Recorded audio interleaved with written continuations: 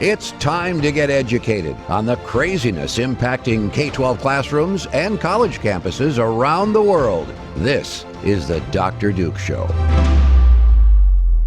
Hello, everyone, and welcome to the Dr. Duke Show. We got a great show for you. So today, please hit that share button and get our glorious show spread out as far and wide as we can. Today, we're kicking things off in Minnesota, the one Midwestern state who actually wants to be as stupid as the East Coast states, where an area school board has voted to pay black teachers and only black teachers extra money to mentor other black teachers. White teachers need not apply. So, yep. If that sounds like segregation, good. You remember what that actually is. If that sounds like Jim Crow era separation of the races, treating races differently simply on the basis of our skin color, if that sounds like Democrat-sponsored Jim Crow initiatives, welcome to the party. We're glad you recognize real discrimination, because for a long time we haven't really had it. But now that the libs are in charge of the schools completely, they're reminding us again by their actions just how progressives are the real bigots in town. So go ahead with me, join with me in Mankato, Minnesota, where a school board voted unanimously earlier this month to approve a policy to provide extra compensation exclusively to non-white teachers who become mentors to other non-white colleagues. Now, no racism here. As reported by the Alpha News, the board voted to amend district policy so that BIPOC, Black, Indigenous, people of color, teachers may receive additional stipends, so more money, to become mentors of other BIPOC colleagues. The new policy will also provide funds for, quote, placing American Indian educators at sites with other American Indian educators and educators of color at sites with other educators of colors. I'm waiting for the moment that you have busing for teachers now. I mean, seriously, you got so few minorities who want to be public school system teachers. That's not the fault of racism. That's two things. One, either they're completely not interested in education, or two, they found better, more well-paying jobs in the real economy. Nevertheless, I look with great forward to the day when idiot public school members, the school boards, start busing white and black and Hispanic and Native American teachers all across school districts in the name of, let's wait for it, inclusion and soft spaces, spaces of likeness where they can connect. Take a look at the reasoning here in this short video clip about why this isn't racism, says a school board member. I want to make a comment on some of the things that we've been hearing, specifically related to this whole idea of that we be segregating them. They feel isolated when they're alone. When you're one of a majority, it can be very isolating and lonely. To have a support system in place for them is not to segregate them. It is absolutely to support them. And my biggest fear is that we are going to lose talent because of the feeling of being unsupported. Did you catch that? Having a support system in place for lonely BIPOC teachers is not segregating, unless, of course, the support system is itself racist and segregationist, right? I mean, do we understand now why the public schools are completely unable to educate your kids when this is the level of discourse, right? That you can't see that something that was meant to support them is also segregationist and racist. The fact that we aren't, notice the progressive white liberal female, always progressive white liberal female in schools like this, who comes out and says, we care about you so much that we're going to discriminate against everybody else and ultimately even you by implementing segregationist and racist policies. This is the world we live in. It's cheesy, it's stupid, it is beneath education to do what you're doing here. And again, as we said before, Minnesota's no new player at this, but I'd also like to make this other observation too.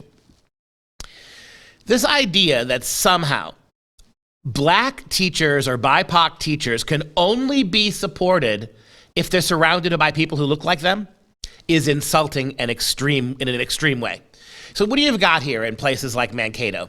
You've got dozens of highly progressive white teachers who are literally bowing down, confessing their own white privilege in order to suck up to black teachers, BIPOC teachers. That's not support. All these white superintendents, all these white school boards, all these white teachers giving more money and higher salaries and greater perks to these people because they're BIPOC. That's not a support system. You bring one other Native American teacher, you bring one other black teacher to the school and pay them disproportionately more than you pay white people, and somehow that's a support system. We need to get back to the point where supporting people was all of our jobs, right? So every teacher should be supported or none of them, right? The idea that support depends upon race or skin color or tribal affiliation, and again, these poor idiot school board members, they're too shallow and ideological to realize that what they're doing is racism, no matter how hard they try to disguise it with euphemisms. Are you a fan of the show? Consider joining the Patriot Club. Your tax-deductible donation of $99 a year keeps us going.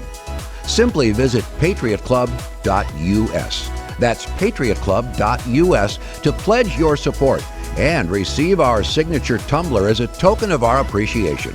We've got much more to come. Stay with us.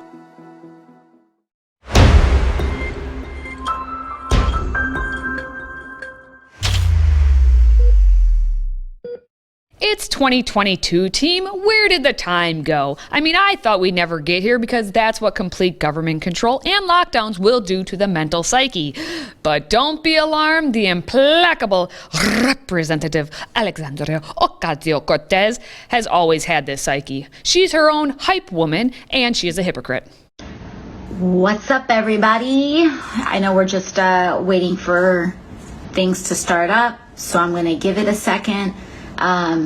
What's up, everybody? How's it going? How's it going? How is it going? Yes, those look like devil horns. Anyway, that's a great question as we kick off 2022. How is it going? You, Team Healthy Republic member, may have enjoyed your holidays with your loved ones, but AOC couldn't help herself, and so she helped herself to a lovely time in Florida. Meanwhile, back in frigid New York, lockdowns, COVID, lockdowns, hypocrisy, all were flying their freak flag. But we'll talk about the New York CNN New Year's production later in the video. Before New Year's, you must remain away from life while AOC must remain sipping her gin and juice. And then there's the Joe, who before the year ended dropped the not at all surprising admission that the federal government can't solve COVID. So peace out, Girl Scout.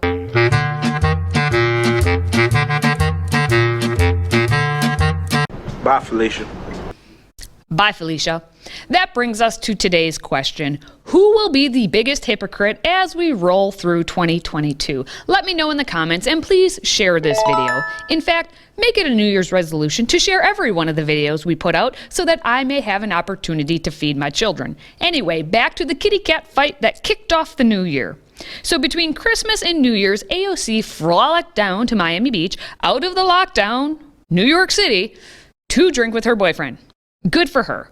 But don't you dare criticize her for her complete hypocrisy of saying how bad Florida is, especially the evil Governor Ron DeSantis, and for her being in Florida with her maskless margaritas on the very same day that New York City reported a record number of COVID-19 cases, just about 44,000.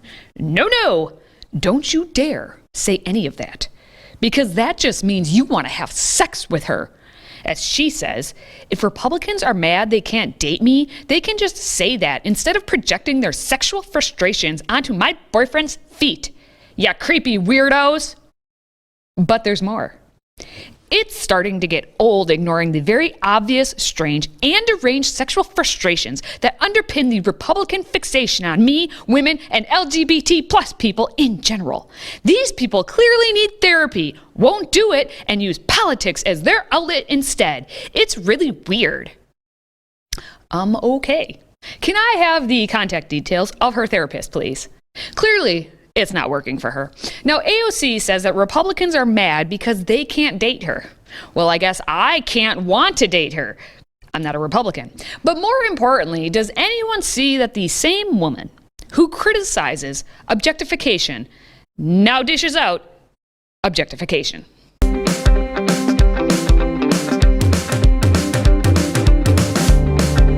Fear not, friends. We're not done with this one. As all the headlines read, AOC was really mad at Florida man, the one who is the governor and who has been an actual leader through all of this COVID.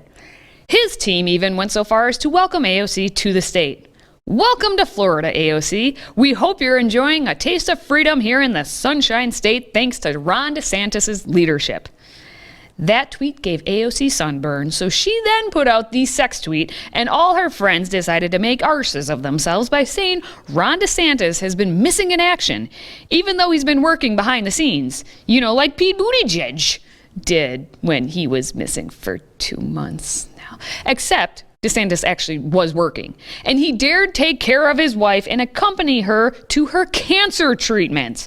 So then AOC was dumb enough to give this tweet. Hasn't Governor DeSantis been inexplicably missing for like 2 weeks? If he's around, I would be happy to say hello. His social media team seems to have been posting old photos for weeks. In the meantime, perhaps I could help with local organizing.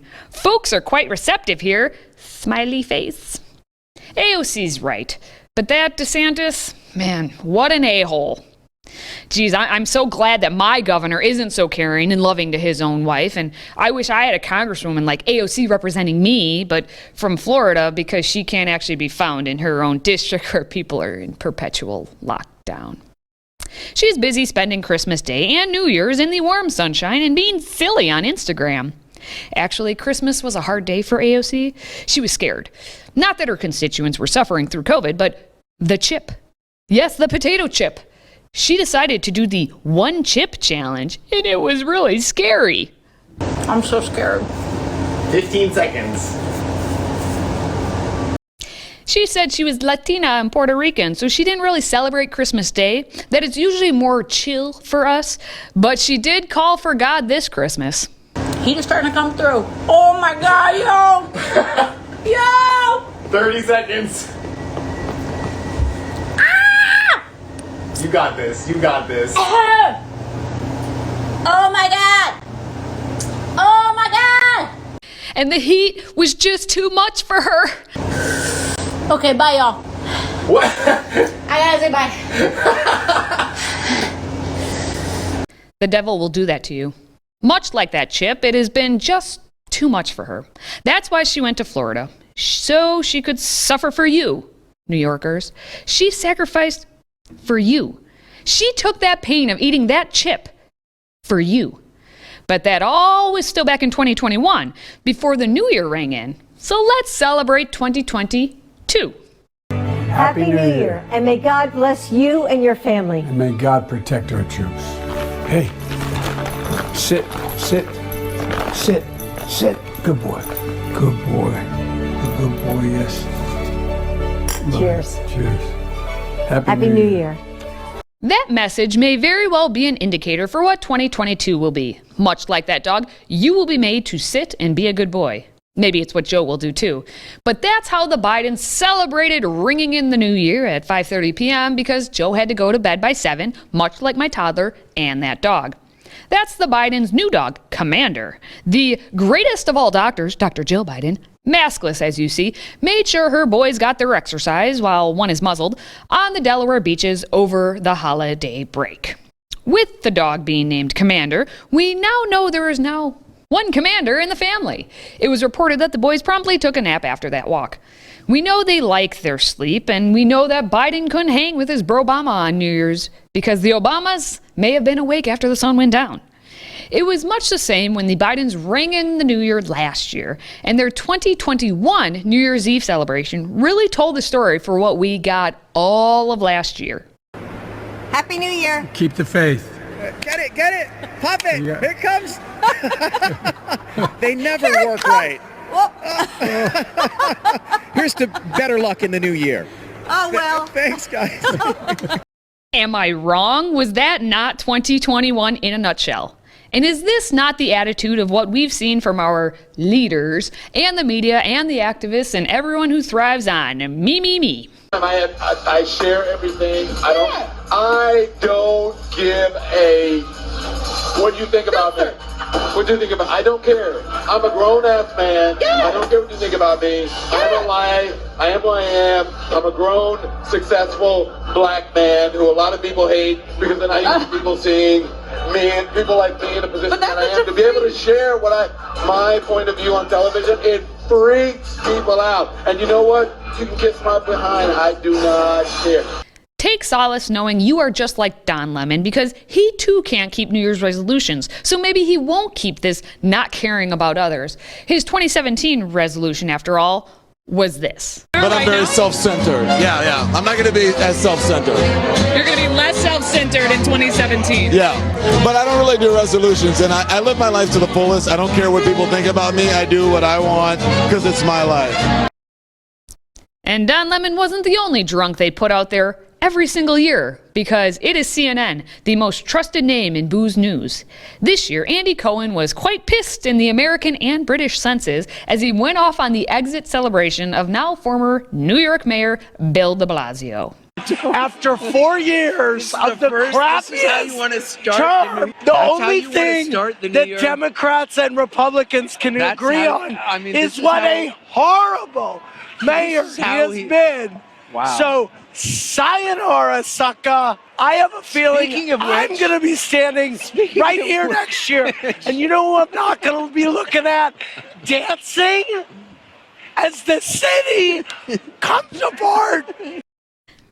He mentally came apart right there, but he's not wrong. New York is an S-hole, as some might say. But that's why AOC went down to Florida to get her good times in, which these days just means that you can work without fear of being fired and eat in a restaurant without getting arrested.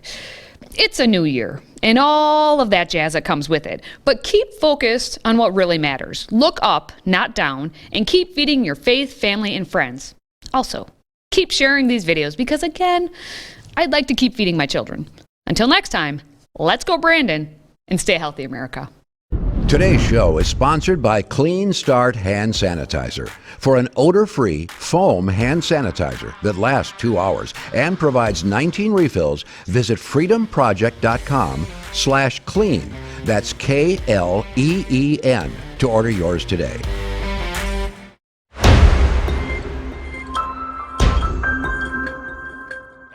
All right, it's time for Trending Left. We've compiled some of the craziest social media content making waves across the internet for your viewing pleasure. We start with a man who works from home who was recently told that he must wear a mask when attending all Zoom meetings because one person in the group feels antsy about getting COVID through the computer or some such. Just watch this. I work from home, and today my boss sent an email saying that the whole team needs to wear masks during our Zoom meetings because one of the employees has a fear of unmasked people.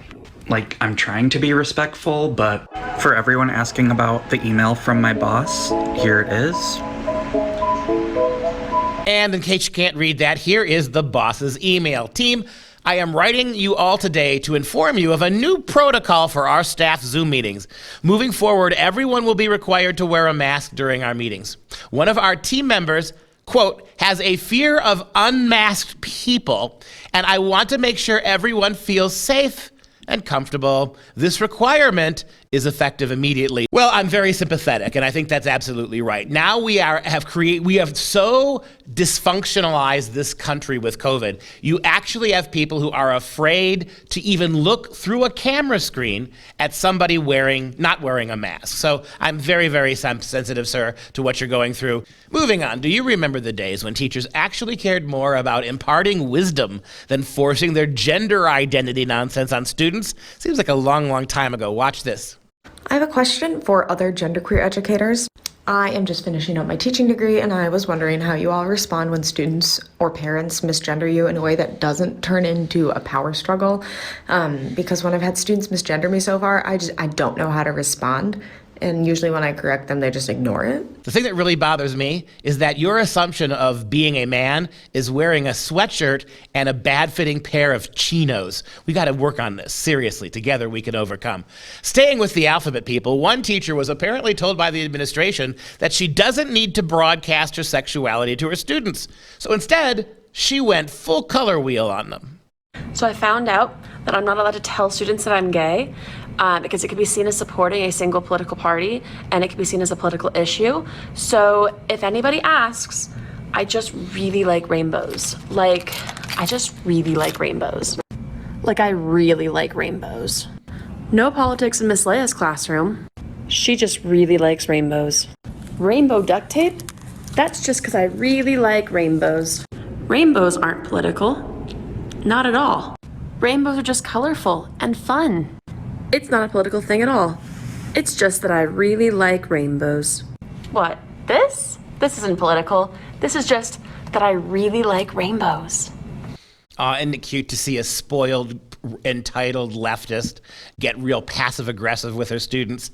And this just confirms one thing. Her gender and the politics behind it is the reason she's a teacher. And nothing you're going to do is going to stop that. Finally, we're going to wrap things up with a preschool teacher, who obviously had a rough day at work. And the reason can be summed up in 2 words. Are you ready for this? Transphobic baby. I've talked about the transphobic baby at work before. I went in a room with him today, and I had my wig on, which I took off now because it's 9 o'clock at night. He didn't cry. And he was babbling at me. And I had to look at him and do you like me now because we've had a moment, or do you like me now because I have long hair and look more feminine, because then you're more transphobic? And then he started to cry, so that was my answer. If you're the kind of parent or guardian of an infant, a baby, and you take its smiling or its giggling or its gurgling or its babbling, if you take that seriously as approbation or disagreement with your lifestyle, you have way, way bigger issues, Trigglypuff, than just your gender. If you have a question for Dr. Duke and Katie, please send it our way by emailing askduke@fpeusa.org. And that's going to do it for this show. I'm Dr. Duke. Until next time, stay educated, my friends. Somebody's gotta.